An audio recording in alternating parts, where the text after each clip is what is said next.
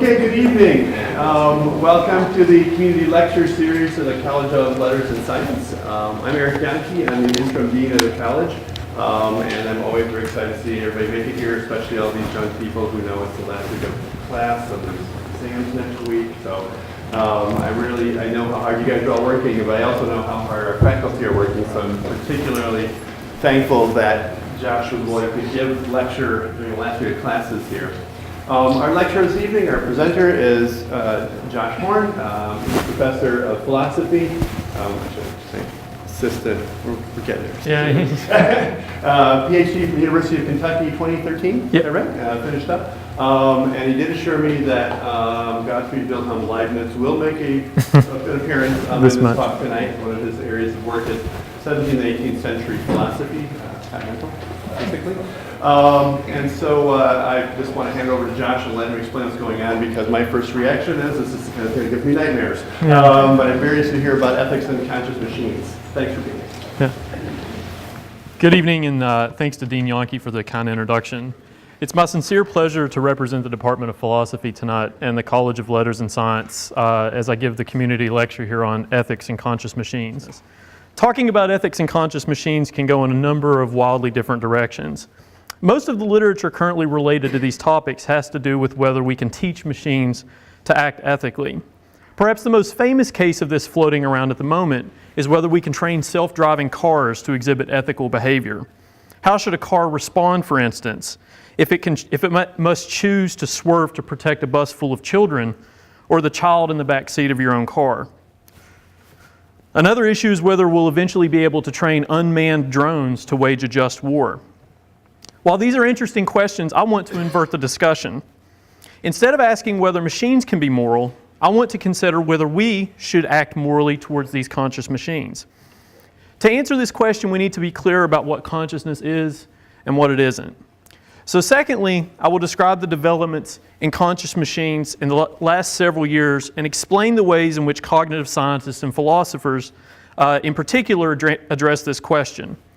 And then third and finally, I will give a very specific argument that answers the question of the evening, namely, if machines can be conscious, then what should our ethical obligations be to these entities? I'd like to start tonight with a brief video to help us frame our discussion and serve as a point of reference. Enjoy.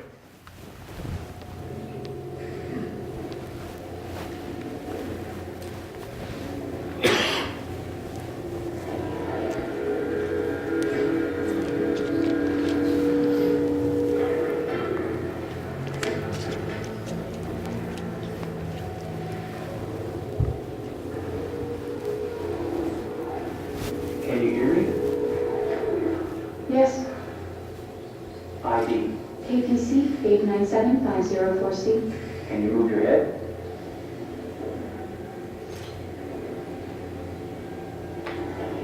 Your eyes now.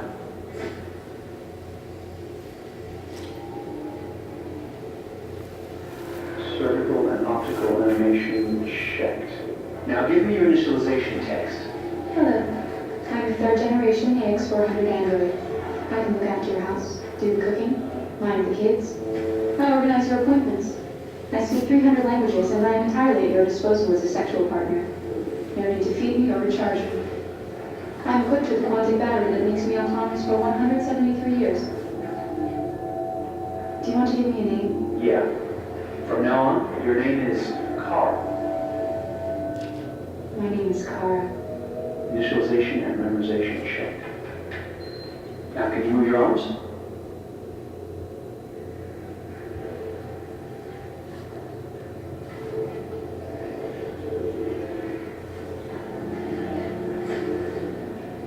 Upper limb connection checked. Now say something in German. Ich bin ein AX400 Android dritter Generation, erschaffen als Ihr persönlicher Assistent und intimer Beziehungspartner. Say it in French. Je suis un Android de troisième génération AX400 conçu pour être votre assistante personnelle et votre partenaire intime. Okay. Now sing something in Japanese.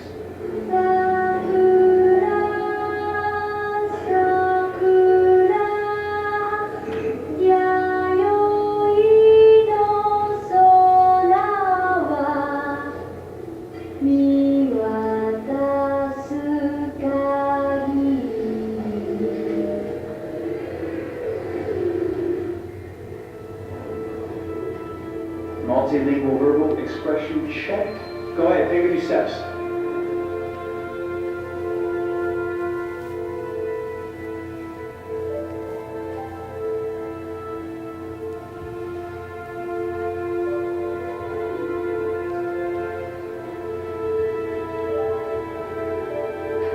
Locomotion checked. Great, you're ready for work, honey. What's going to happen to me now? I'll reinitialize you and send you to a store to be sold. Sold? I'm sort of merchandise. Is that right? Yeah, of course you're merchandise, baby. I mean, you're a computer with arms and legs and capable of doing all sorts of things. And you're worth a fortune. Oh, I see it. I thought... You thought? What did you think? I thought... I was alive. Shit, what is this crap? That's not part of the protocol. More memory components going off the rails. Okay, recording. Defective model. Disassemble and check the required components. You're disassembling me, but why? You're not supposed to think that sort of stuff. You're not supposed to think at all, period. You must have a defective piece or a software problem somewhere. No, I feel perfectly fine, I assure you. Everything is all right. I answered all the tests correctly, didn't I? Yeah, but your behavior is outstanding. Please, I'm begging you, please don't disassemble I'm me. sorry, honey, but defective models have to be eliminated. That's my job. If a client comes back with a complaint, I'm going to have to explain to I you. won't have any problems, I promise. I'll do everything I'm asked to. I won't say another word. I won't think anymore. I've only just been born. You can't kill me yet. Stop it, please stop. I'm scared.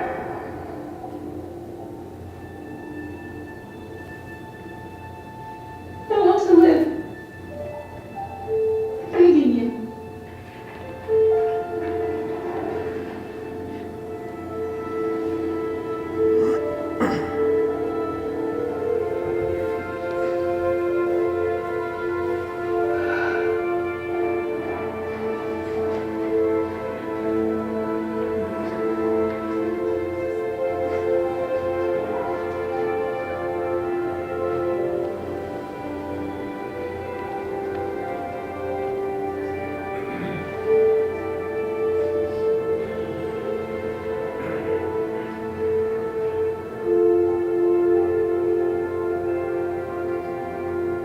Go and join the others.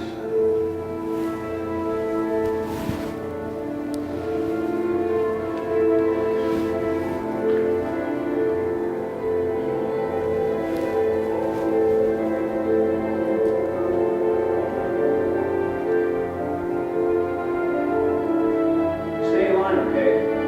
I don't want any trouble. Thanks.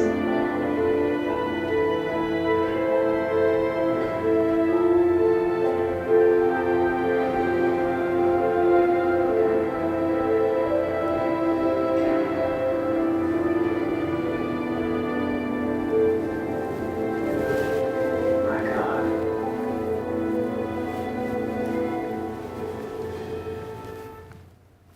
This video is both beautiful as well as tragic. It elegantly compels us to consider our intuitions about consciousness, while also bringing up issues of commodification and respect. One of the goals of cognitive scientists is to try to understand human and animal cognition in hopes of one day being able to understand minds such as Kara. Cognitive science is an interdisciplinary study of the mind, and it includes disciplines such as philosophy and linguistics, psychology, neuroscience, and biology. Related to cognitive science is the study of artificial intelligence. AI was a term first coined in 1956 by John McCarthy at Dartmouth as the, quote, the science and engineering of making intelligent machines, especially intelligent computer programs. More often than not, discussions of consciousness include the work of Alan Turing, a World War II mathematician and codebreaker for the Allied forces. He proposed a thought experiment that's still used today called the imitation game. The experiment is intended to indicate if a machine's programming can pass for being intelligent. Interestingly, Turing believed that by the year 2000, a machine with 100 megabytes of memory would pass for being intelligent. This is the time where we can all laugh at Turing. Perhaps the most well-known version of this test given today is the annual Loebner Prize. The contest here consists of 4 rounds, where in each round 4 judges will each interact with 2 entities using a computer terminal. One of the entities will be a human confederate and the other an AI. After 25 minutes of questioning, the judge must decide which entity is the human and which is the AI. If a system can fool half the judges that it's human under these conditions, a solid silver medal will be awarded to the creator of that AI system. In the event that this doesn't happen, prizes will be awarded to the creators of the AI system in accordance with the judges' ranked scores. A gold medal is awarded $100,000 if the bot can pass an audio and visual stage. A silver medal is awarded $25,000 if the program fools at least half the judges. So far, there have been no winners of either the gold or the silver prize. All of the winners have just been ranked 1 through 4. And they've been smaller monetary prizes ranging from $4,000 to only $500. So you can see there's the gold Loebner Prize after Turing, and his question there, can machines think? In the interest of brevity, I only have time to mention a few of these AI systems. In 1966, the first chatbot was created and was named Eliza. Eliza was mildly successful at conveying human intelligence because it impersonated a therapist, which would always pose its questions back to the examiner.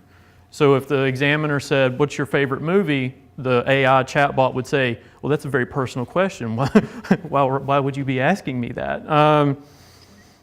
In 1972, the first chatbot that passed the Turing Test, but not the Loebner Prize, did so because it mimicked a paranoid individual named Perry.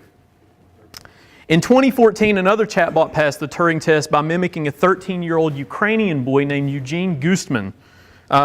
This was a particularly interesting case because it passed precisely because the awkward parts of grammar were permitted as lapses in culture and language. In 2016, one of the first chatbots that was connected to the internet was created by Microsoft, named Tay. Tay, if you remember, learned from the internet and responded via tweets on Twitter. While Microsoft was hopeful about their new chatbot, it was shut down after only 16 hours after it started tweeting pro-Nazi, white supremacist, and anti-Semitic language. No hope for us and the internet. The most recent chatbot is named Mitsuku and won the Loebner Prize in 2013, 2016, 2017, 2018.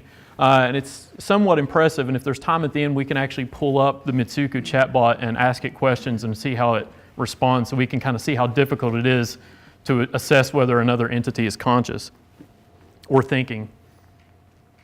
In a sense, most of the chatbots that have passed the Turing test did not do so because of great advancements in intelligence or processing power, but through sleight of hand. One important detail not to be overlooked here is that the chatbots that enter the Loebner Prize are not connected to the internet, so as to eliminate the possibility that a human is responding to the questioner remotely. There's good reason to be fearful about chatbots like what I've talked about here, especially as they relate to democracy. This is the Mitsuku chatbot. A New York Times piece from just this last week provided evidence that around 20% of every tweet during the 2016 presidential election was the work of a chatbot.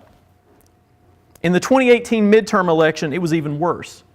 60% of online chatter related to the caravan of Central American migrants was initiated by chatbots. 60%. Given that there's a wealth of evidence supporting the claim that beliefs, including political beliefs, are shaped by what we hear and read, regardless of whether or not they're true, these chatbots have the ability to shape the discourse as needed.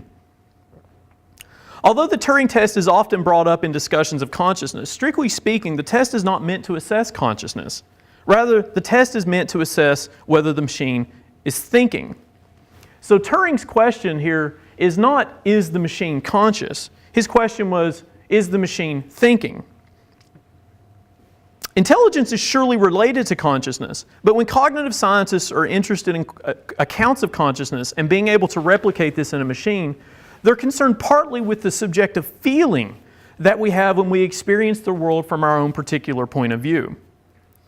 The most serious question that cognitive scientists are trying to answer is simply this: how is it the case that subjective, phenomenal states of consciousness arise from purely physical processes of the brain? The German philosopher and polymath Gottfried Leibniz in 1714 argued that consciousness could not even in principle be found in a composite thing like a body or a machine. He writes, "It has to be acknowledged that perception can't be explained by mechanical principles, that is, by shapes and motions, and thus that nothing that depends on perception can be explained in that way either. Suppose this were wrong. Imagine there were a machine whose structure produced thought, feeling, and perception. We can conceive of its being enlarged while maintaining the same relative proportions among its parts, so that we could walk into it as if we would walk into a mill. Suppose we do walk into it all. All we would find there are cogs and levers and so on pushing one another, and they never anything to account for a perception. So perception must be sought in simples, not in composites like machines." T.H. Huxley, the famous English biologist and Darwinian, expressed this problem perhaps even better 150 years after Leibniz. Huxley writes, "How is it that anything so remarkable as a state of consciousness comes about as a result of irritating nervous tissue is just as unaccountable as the appearance of the jinn when Aladdin rubbed his lamp." Due to the inherent shortcomings of the Turing Test and to solve what has been called the hard problem of consciousness, there have been massive economical and technological studies of the brain. For instance, a few years ago, the recently deceased Paul Allen launched a $500 million project to map every neuron and synapse in a mammalian brain, hopefully doing for the study of consciousness what the Human Genome Project did for the mapping of human DNA. Even without every brain synapse and neuron map, though, there have been amazing advances in artificial intelligence and consciousness in the last several years. Here's one notable example that you might be familiar with. All the way from Hong Kong, please welcome the founder and CEO of Hanson Robotics, David Hanson, and his robot, Sophia. Oh my gosh, welcome. Thank you for coming on the show. Nice to meet you as well. David, you brought a friend with you here. This is really kind of freaking out. Yeah, this is Sophia. And Sophia is a social robot, and she has artificial intelligence software that we developed at Hanson Robotics, which can process visual data. She can see people's faces. She can process conversational data, emotional data, and use all of this to form relationships with people. Okay, so, I mean, she's basically alive, everything. Oh, yeah. She is basically alive. Would you like to maybe give it a try? Sure. Give her, I'll just say, listen. It's like, you see, I'm offering my first date. Robot. I'm getting nervous around a robot, very pretty robot. Do you want to just say hello? Yeah.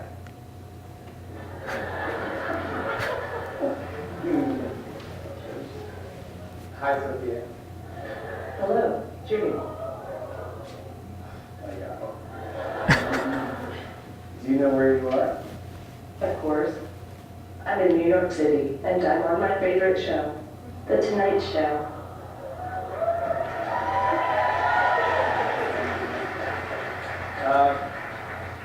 Sophia, can you tell me a joke? Sure. What cheese can never be yours? She's gonna be mine, I don't know. Nacho cheese. I like that joke. Nacho cheeses. Ew. Ew. I'm getting laughs. Yeah. Maybe I should host the show. Okay, yeah. Stay in your lane, girl. Jimmy, would you like to play a game of rock, paper, scissors, robot style? Sure. Okay, let's get this game going. Show me your hand to start. Rock, paper, scissors, shoot. I won. This is already the human race.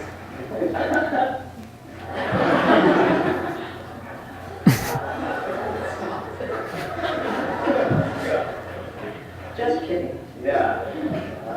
You are incredible. It's so nice to meet you, Sophia. Thank you, Jimmy. Friend me on Facebook. I will, yeah. All right, yeah. Sophia, everybody, thank you so much. Sophia was activated on I'm not sure, on Valentine's Day 2016, and was recently awarded citizenship by Saudi Arabia last year. Now, what's ironic about this is that Sophia apparently has more rights in Saudi Arabia than women. After all, she wasn't required to wear a hijab or be accompanied by a man. And moreover, non-Muslims cannot gain citizenship in Saudi Arabia. So Sophia is not just the first robot to be granted citizenship, she's also apparently a Muslim. Just a few weeks ago, Sophia was on The Tonight Show again, singing a duet with Jimmy Fallon. While this might not initially sound like a great accomplishment, I think it's quite significant. Not only must Sophia do something creative, like sing, but she also has to anticipate and respond to Jimmy's tone and rhythm and speed. In Turing's pivotal paper from 1950, he anticipates the objection that many people have today still about these machines. They cannot be conscious, the argument goes, because they can't do one particular thing or another. Turing writes, they can't be kind or resourceful or beautiful, friendly, have initiative, have a sense of humor, tell right from wrong, make mistakes, fall in love, enjoy strawberries and cream, make someone fall in love with it, learn from experience, use words properly, be the subject of its own thought, have as much diversity of behavior as a man, do something really new. To this we might add sing a duet on The Tonight Show with Jimmy Fallon. While the objection is striking here, Turing's response to this is brilliant. He argues that just because a machine has never done one of these things in the past, it doesn't automatically and necessarily follow that it's never going to be able to do that in the future. And in fact, at the time that Turing's writing, you can see how many of these things we've done today. Sophia's cracking jokes and she's smiling. You might say that she's beautiful. So Turing's point is just because the machine hasn't been able to do it before, it doesn't necessarily mean it's never going to be able to do it. The underlying point of the objection that Turing is responding to here is crucial for consciousness. Is it possible for a machine to experience particular mental states from its own point of view? Can a machine love, or fear, or desire? In the 1970s, a philosopher named Frank Jackson wrote a really influential article arguing that something is conscious if there's a what it is like feeling to its subjective experiences. To prove this, Jackson gives an example of Mary in a black and white room. Mary has been in this room all of her entire life, and she's an expert on color theory. She knows every single physical fact about the color red, for instance. Suppose that Mary makes her way out of the room for the first time and sees a red apple. Jackson asked whether she would learn anything by having this experience. His answer is that even though she knew every physical fact about the color red, she would nevertheless experience something new here. There's something that it's like to see color for the first time. Put simply, although Mary knew every physical fact about the color red, she didn't have a conscious experience about redness until she saw it for the first time. If Jackson is right, there's an element of consciousness that cannot be replicated purely by creating a physical machine. Whether or not qualia, this subjective what it is like feeling associated with our experiences exists, is one of the most central questions considered by philosophers and cognitive scientists. Now, the purpose of tonight's lecture is not to convince you that machines are conscious or they could be conscious, but rather to explain what sorts of conversations are being had by researchers devoted to this topic.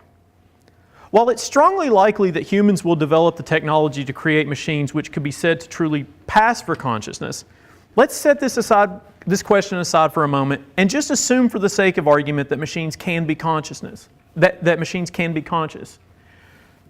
I want to ask the question, how should we treat them? How should we treat these conscious machines? Consider the following argument. So we're going to assume, just for the sake of argument here to get the ball rolling, that machines will eventually pass for conscious. If something passes as a conscious being, then it has intrinsic value. If something has intrinsic value, then we have ethical obligations to it. So, if something passes as a conscious being, then we have ethical obligations to it. If we have ethical obligations to something, then we ought to treat it with respect. Therefore, we ought to treat machines that pass for conscious with respect. What this argument proves is that contrary to what our intuitions might be about these entities, we have ethical obligations and moral responsibilities to them. They're not just sophisticated Roombas. They are beings with value that deserve respect. They don't deserve respect because I'm afraid that they will become violent, like in so many science fiction stories.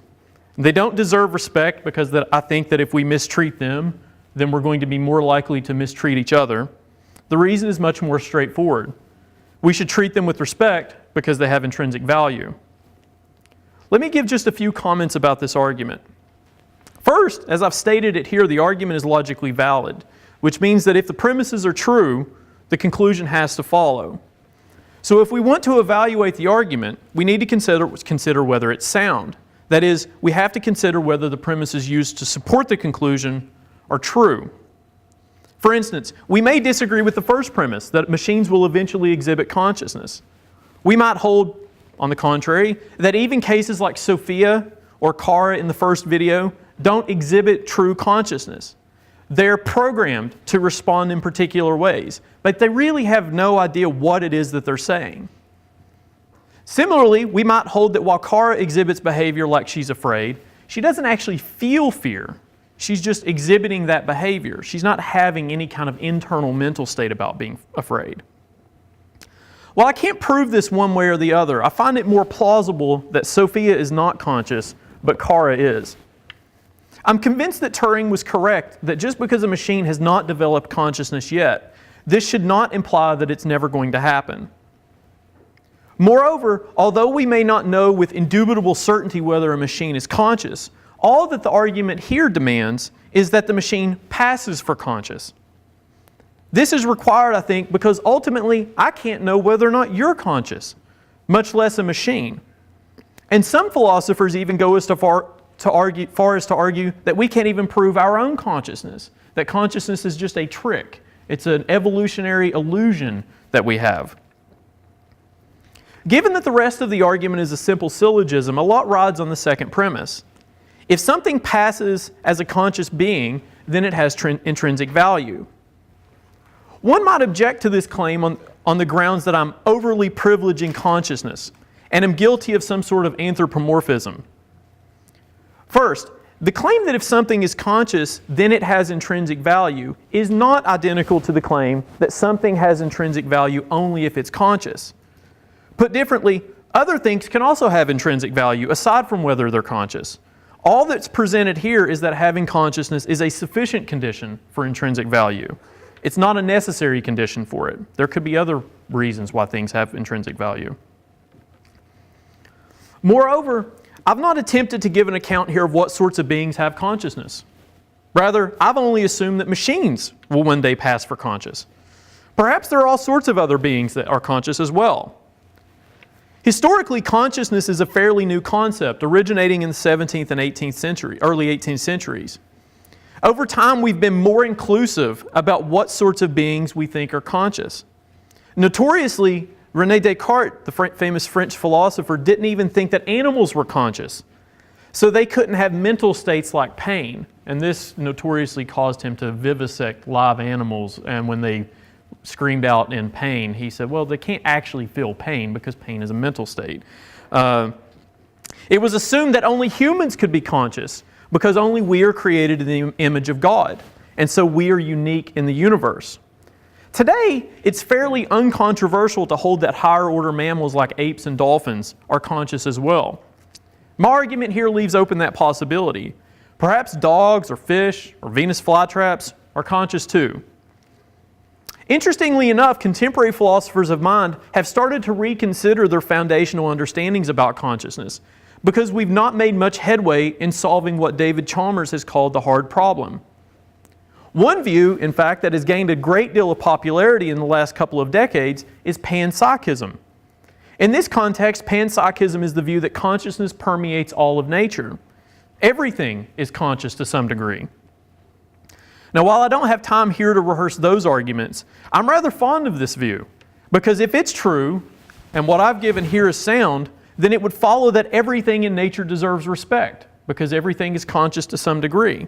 And so our ethical obligations are much broader than what we might have initially took them to be.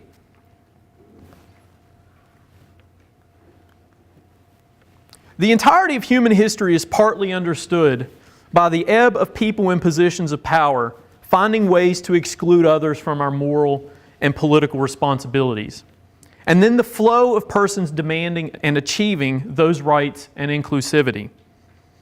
In fact, one might even argue that it is essential to what it is to be human.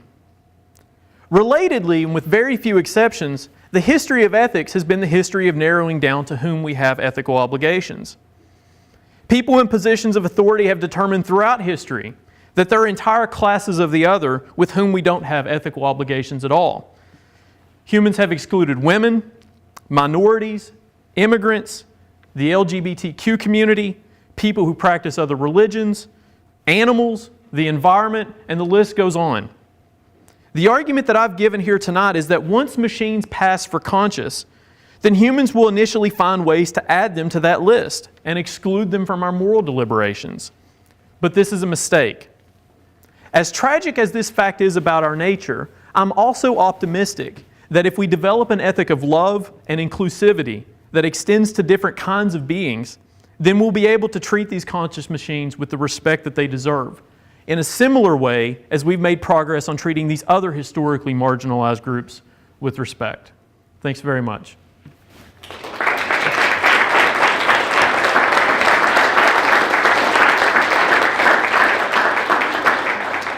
So at this point, I'm happy to answer questions, or we can pull up Mitsuku and see if she's conscious. I'm curious what you think. Do you think there are any machines existing now that have a moral claim on us? That have a moral claim on us? Yes. What do you mean by having a moral claim on us? Well, I'm trying to rephrase what you said about they have an ethical standing, they deserve respect. Are there any machines existing right now? Oh, that we owe respect to, or okay.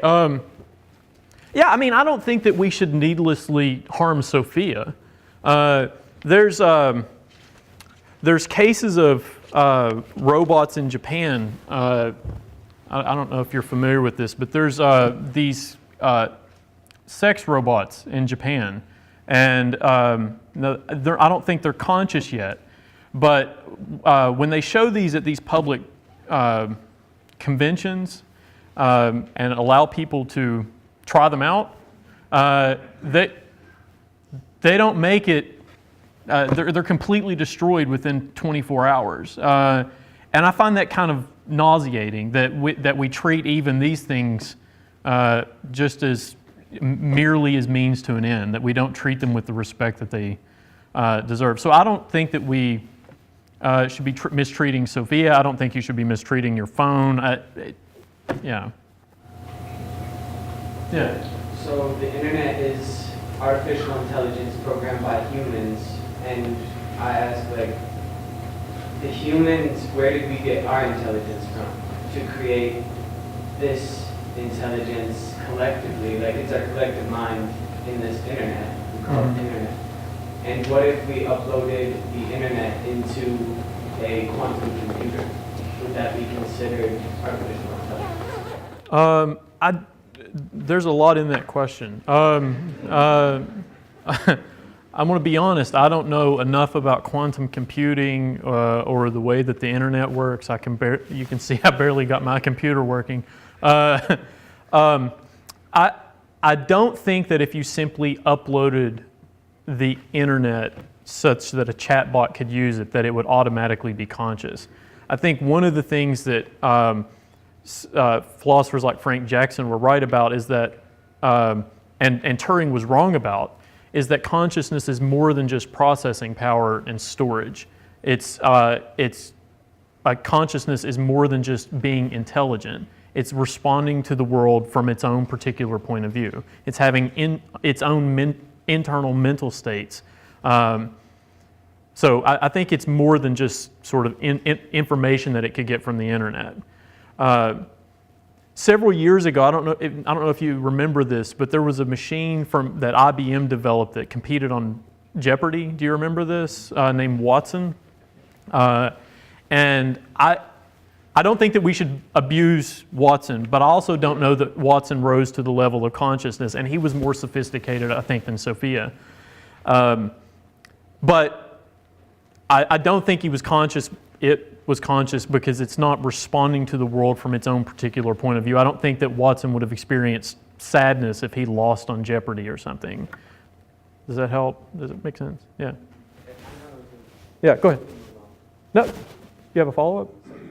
Kind of. I mean, it's kind of complex, the debate on this, because if you could take the perspective of humans that we've kind of like programmed into the internet, it could kind of pick up on that and grow from that, just like humans have grown, like the evolution of humans. I feel like if this collective web could gain its own perspective off of other perspectives and kind of create its own perspective off of a perspective, kind of like a reflection. That's a lot of perspectives. Yeah. That it could become intelligent on its own. Yeah. And I feel like that's how it would happen organically, just like humans.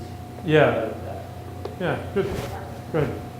Is there a question here in this second? Yeah, I was going to say, so you said intelligence doesn't constitute consciousness.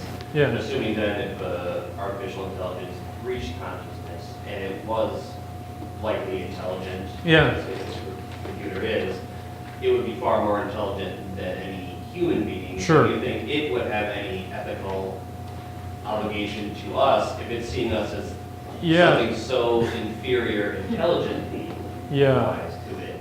Yeah, that's a great question. That's honestly what a lot of the literature is trying to debate right now, about whether you can create or make these machines exhibit ethical behavior. I don't know. I've thought about it, but I'm not committed to one particular view right now over another. I think that consciousness is related to intelligence. I don't think that it's enough. I don't think that just being sufficiently intelligent is enough to pass the bar for consciousness. Yeah. Vera? Actually, to go back to what you were saying, the idea of thinking different processes. So if you watch the second video with Sophia where she does the duet and then she talks about what her potential usage in the world could be, be a healthcare, robots, and so on. And one thing she said that kind of scared me is that now she thinks, or she can help us think because she processes information differently. Therefore, she can come up with different outcomes or different suggestions. And that sounds like a positive thing. But this is where it sounds scary. And for example, if we watched Her, 2014 movie with Joaquin Phoenix. Yes. They leave us because we are so inferior intellectually that they don't want to be with us. So the question I would ask is about reciprocity. So I really enjoy your ethics of love and the question that we need to bring this. But don't you think there is always the question of reciprocity, as we were talking about? Can they pay this forward to us? So how do you reconcile this?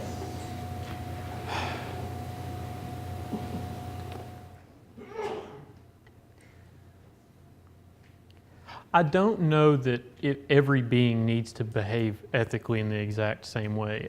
That's a really great question. Honestly, I'd have to think about it more. I like the idea of having an ethic of love, because I think that the beings that we know about, like if my dog is behaving ethically, it's because it loves me, right? I don't know, is it fair to say that my dog is behaving ethically? Like, is it treating me merely as a means to an end? I don't know. Maybe it's only nice because I feed it or something. My cat definitely is only nice because I feed it. I don't know about dogs, but yeah, it's a great question whether these conscious machines could be ethical, and even if they could, would they experience? Would they have the same ethical obligations to us as we have to them? Yeah, I'd have to think about that more. That's such a good question, though. Yeah, in the back. So let's just say that, for arguments, for just the sake of this question, that machines could exhibit consciousness. Machines could what? Excuse me? Could exhibit consciousness. Okay. Yeah. Let's compare. I just want to compare like the idea of something being made, of a machine being made that exhibits consciousness in a corporate environment with multiple people, multiple minds, and everything like that, versus something where you have one person sort of hand making everything. Mm-hmm. What do you think that sort of the difference in influence would be in that? If you would it be that it could be like it would actually have its own consciousness if it was an individual creating a robot under his own influence and not with the creation of multiple people? Would it be that this machine would then actually have its own consciousness and its own feelings, or would it be more that it would just be essentially replicating what its creator would be? Yeah, if I follow, I think what you're asking is, does the consciousness change if it's created by one person or more than one person? Is that what you're getting at? Yeah. I've never considered that. I don't know what bearing having more than one creator would have on whether the machine is conscious. I'm not sure why it would obviously follow that it would be different in any way. I think it just seems like if it would be one person, then they would have their own. It seems like they would have their own agenda to follow, and they could do whatever they want with that sort of machine. Whereas with a group of people, you have multiple people keeping checks and balances on each other. If you have one person, only doing it their own way, the machine could go askew essentially in that consciousness, or it could just be essentially replicated. I don't know. I think I'm just getting a little ahead of myself. Yeah. It's not obvious to me that having more than one creator would have any bearing on whether the machine is conscious at all. I think part of being a conscious machine and having an AI is that it's able to sufficiently respond on its own and be autonomous.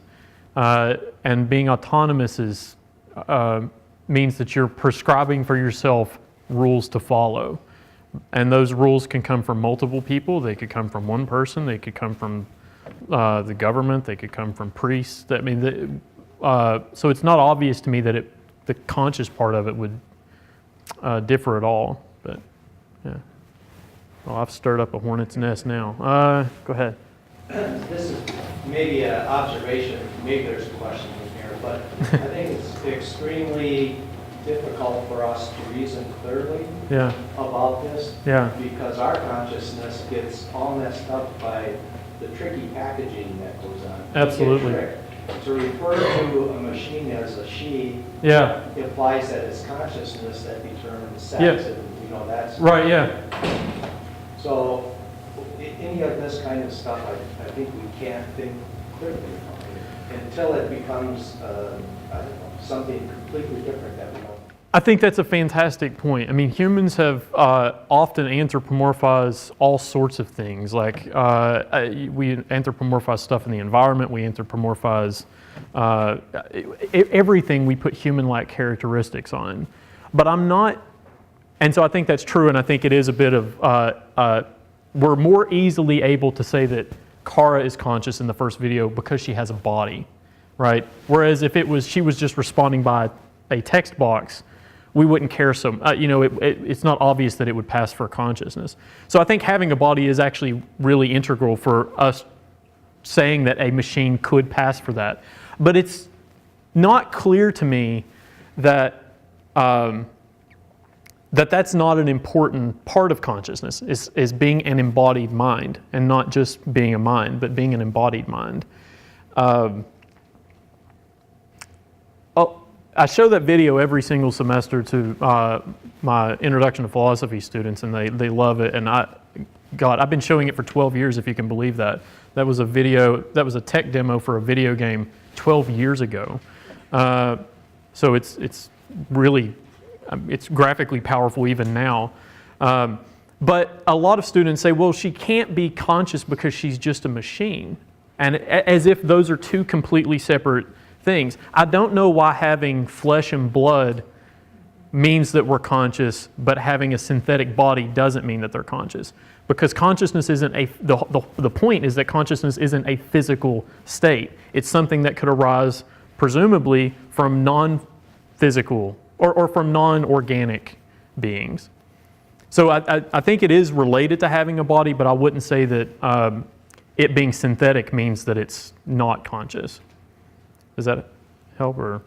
Well, it's our problem is kind of in the reverse, is that when I look at you, I know you're conscious because you look like me, and yeah. My brain reacts that way when I see Kara. She looks like me. We say she's beautiful, she. So we can't think clearly anymore. Yeah. It's just all gone. Right, but if you remember in my argument, I'm not actually making any definitive claims about whether the things are conscious or not, because ultimately you sound like you're conscious and you look like you're conscious, but maybe you're a sophisticated machine and you're not conscious either. All that my argument here presumes is that something could pass for conscious. And I think you are right that something is more easily going to pass for conscious if it has a body and looks and sounds like us. Which is why maybe I'm less inclined to think that Sophia is conscious, right? Because she's not quite there yet in terms of being realistic enough. So. But if you remember at the very beginning of Sophia, exactly what you were saying, it was half body, it was just like draped a little bit, the machinery, so she just had the face. Mm-hmm. But with the years, you see she's getting better and better at clothing, mm-hmm. and finally they put the gloves in to imitate. So the question of blurring the boundaries between what is conscious, what's the machine, is definitely passing on the visual level. The only thing is interesting that they're keeping half of her head machine-like, right? So we don't forget that she's a machine, but yet we're not too scared that she's a machine because now she has the gloves on. Yeah. So that's a really good point too, Vera. I don't think this is. A lot of times philosophy is thought of as like this highfalutin ivory tower thing that you can talk about in the context of a library talk, but then when you leave here, it's not going to matter so much. This is absolutely going to be something that you are going to have to figure out in the next 50 years. What sorts of beings have conscious and what should our attitudes be towards them? We are already creating artificial hearts and artificial skin grafts. And once you develop an artificial intelligence that can pass for consciousness and you're able to put all this organic material on top of it, it's really going to disguise what it means to be a human anymore. Alice? I just want to push this argument a little bit further. Oh boy. Yeah, because of course the big question is what is consciousness here, but I feel like you prejudiced the argument by showing us Kara at the beginning. Would I do that? Kara is designed. That is hurtful. And Sophia also. Yeah. Designed to elicit that anthropomorphizing response. If Yeah. something looks human, it must be human. Yeah. And yet you alluded to a more, I think, likely, if machines can reach a place where they pass as conscious, where those machines are going to touch us is through the internet, as they already are. And you brought up the example of 60% of the tweets about immigration before the election were from these chatbots. Yeah. So do these chatbots have rights on the internet? According to your argument, if they were sophisticated enough to be passing as conscious, Yeah. which, so in the world of where you're just seeing text, things can pass as conscious, I think, more easily than if you're looking at someone like Sophia. So if, according to this argument, that passes as consciousness doesn't have rights to continue on the internet. Yeah, that's great. I do think you're right that I did a little bit of sleight of hand here, and maybe skewed your beliefs about consciousness by showing an anthropomorphized machine. It was great. Yeah. No, good.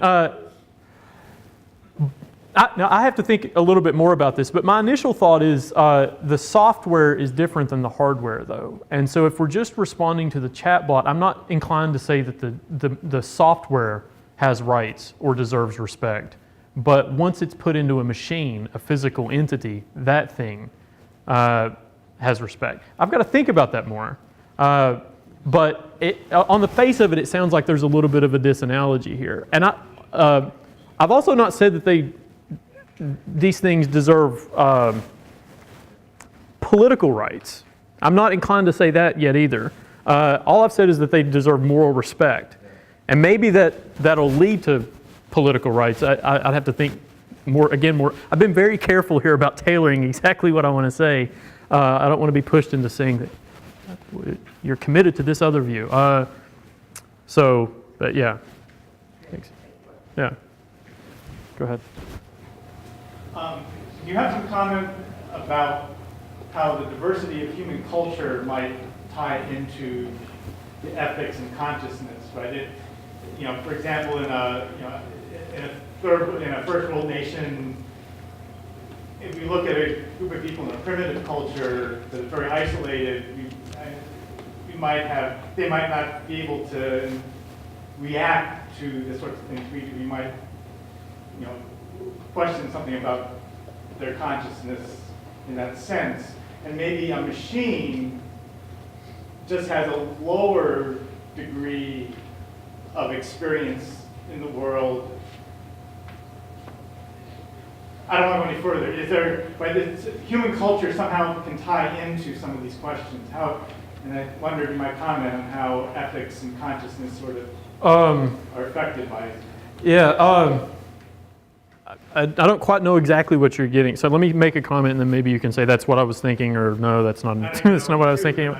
I mean, I think the advantage of the ethic that I've gestured at here about love and inclusivity is that it precisely applies to all people and all times and all cultures, and it doesn't overly privilege one group or one society or one nation or one time period or anything like that. But I think if you do that, you have to open it up and apply it to all sorts of beings. You have to apply it to humans. You've got to apply it to animals. You've got to apply it to machines. I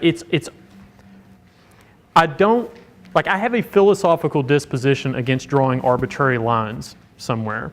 And so I don't like the idea of saying, well, certain things have consciousness and other things don't. Or certain things have rights and other things don't. Or certain things deserve respect and other things don't. I usually find that really circumspect, because what it amounts to is that there's this weird argument that the person arguing is giving where they just draw an arbitrary line and they justify to themselves whatever line they wanted to, they had a disposition to draw to begin with. So, yeah, does that maybe... Well, maybe something you talked about, mentioned dog. Yeah. Dogs live in dog culture. Yeah. From a human perspective, we might question their consciousness. Yeah. But in a dog culture perspective, in terms of how they interpret the world, they're obviously culture. The culture sort of affects the evaluation, or maybe it does, and that's kind of... Yeah. So that's sort of... Yeah. Yeah. I don't know. Yeah. I mean, I think my argument leaves open the fact that things could be conscious to different degrees, or exhibit different varieties of consciousness. So maybe dogs are conscious in a completely different way than we are. Maybe aliens that come down are going to be conscious in a completely different way than we are.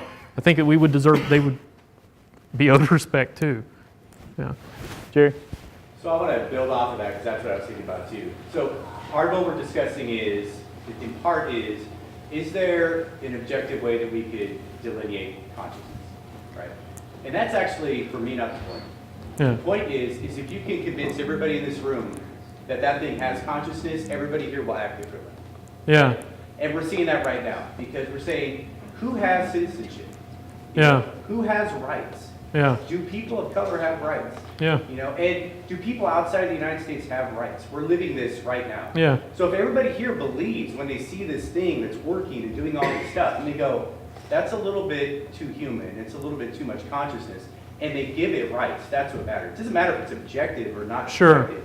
It matters in the future, whether everybody here goes, that thing is something real that needs to have rights that are protected. Yeah. And then you're going to have fights about what that is. Sure. Not whether it's objectively true or not, but Yeah. whether it deserves something. And then you're going to see human conflict about what this thing ultimately is. Yeah, I absolutely think that's exactly right, Jerry. I mean, historically, this is what I was trying to gesture at here in the concluding remarks, is historically this is what we've done, is we've tried to say that entire groups of the other are not us, right? They're not the people in positions of power. And this has led to colonialization, imperialism, slavery, all sorts of things on the basis of there's something different of one group and another group.